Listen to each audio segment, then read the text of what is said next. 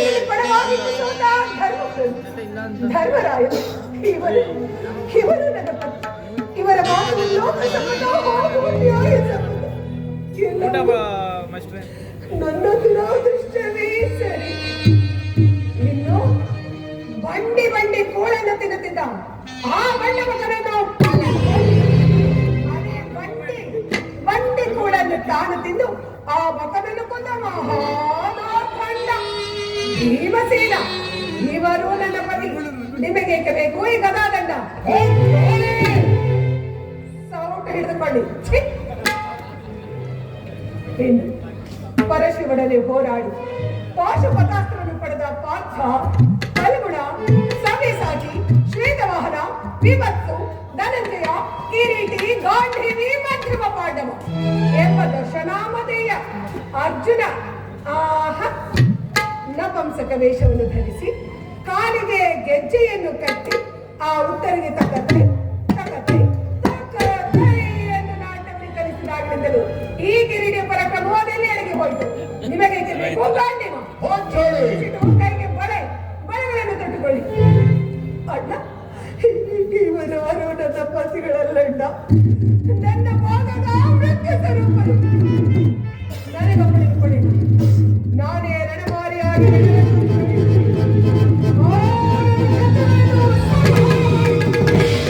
ನನ್ನ ಬೆಚ್ಚಿದ ಮುಡಿಯನ್ನು ಕಟ್ಟಿಕೊಂಡು ನನ್ನ ಶಬ್ದವನ್ನು ನಾನೇ ನೆರವೇರಿಸಿಕೊಳ್ಳುತ್ತೇನೆ. ಅಗ್ನಿಪುತ್ರಿಯಾಗಿ ಜನಿಸಿದ ನಾನು ಅಗ್ನಿಯಲ್ಲಿ ಬಿದ್ದು ಪ್ರಾಣತ್ಯಾಗ ಮಾಡಬೇಕು.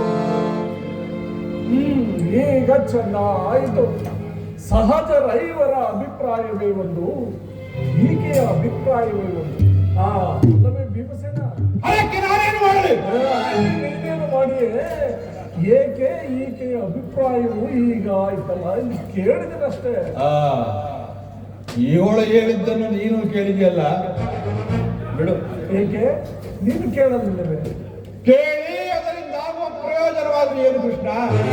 ಪ್ರಯೋಜನವೋ ಅಪ್ರಯೋಜನವೋ ನನಗೊಂದು ತಿಳಿಯದೆಯ. ಒಟ್ಟಿನಲ್ಲಿ ಸದ್ಯ ಹಾಕ್ತವಾದ ಹಾರಿಸುವುದು ಪತಿಗಳಾದ ನಿಮ್ಮ ಕರ್ತವ್ಯವಲ್ಲವೇ? ಏಕೆ ಇನ್ನುಳಿದ ನಾಲ್ವರು ಇವಳಿಗೆ ಪತಿಗಳಲ್ಲವೇನು? ಅವರೇ ಅದನ್ನು ಬಗೆಹರಿಸಿಕೊಳ್ಳಲು.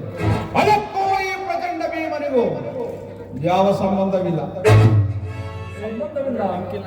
ಸಂಬಂಧವಿಲ್ಲದೆ ಅಂದು ಗುರುಸಭೆಯಲ್ಲಿ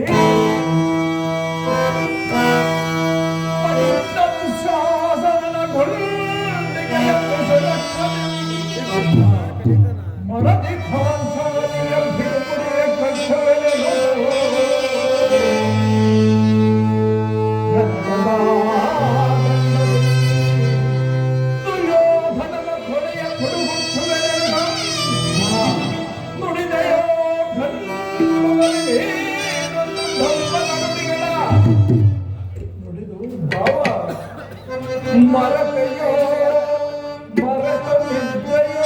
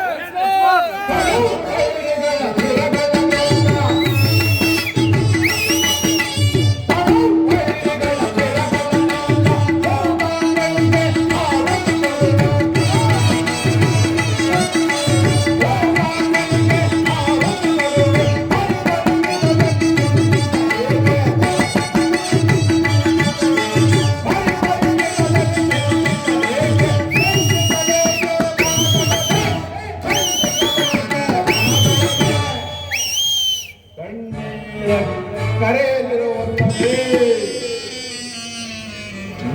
ನಿನ್ನ ಕಣ್ಣೀರ ಬದಲಾಯಿ ಹಾಗೆ ಹೆಣ್ಣಿನ ಕಣ್ಣಲ್ಲಿ ಶತಸ್ಸಹಸ್ರಗಮ್ಮನೆ ನಾನು ಹರಿದುವೆ. ಕಾಲನೇ ಕೌರವನಿಗೆ ಬೆಂಬಲವಾಗಿ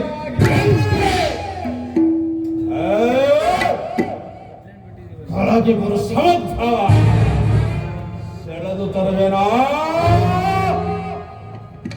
ದುರ್ಯೋಧನ ದುಶ್ಯಾಸನ ರೆಂಪದುಷ್ಟ ಕೀಟರ ಬಗೆದು ದುಶ್ಯಾಸನ ಹೊಡೆದ ಹೊಳೆಗೊಟ್ಟೆ ಪಾದಕ್ಕೆ ದುರ್ಯೋಧನ ತೊಡೆದ. ದ್ರೌಪದ ಸುತೆ ಕಟ್ಟುವೆನೋ ನಿನ್ನ ಬಿಡುಮುಡಿಯ ಕೊಡದಿರು ಯತೆಯ ನರಕಮರ್ಥನ ಭೀಮಸೇನ ಹೇಳಿ ನನ್ನ ವಿಮತ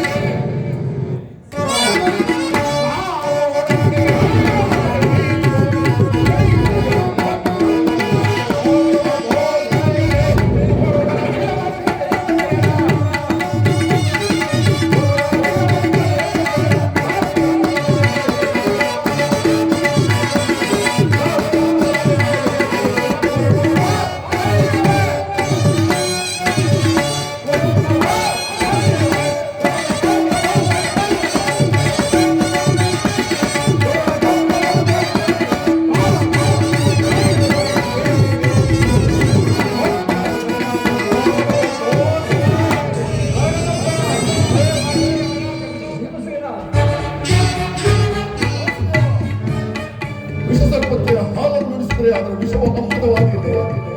ಆಗಿಂದ ನಮಗೆ ಬರಬಾರದ ಕರ್ತವ್ಯವನ್ನು ಕೊಟ್ಟ ಹೇಗೆ ಕೌರವರಿಗೆ ಶಾಂತಿ ಕೇಳಿ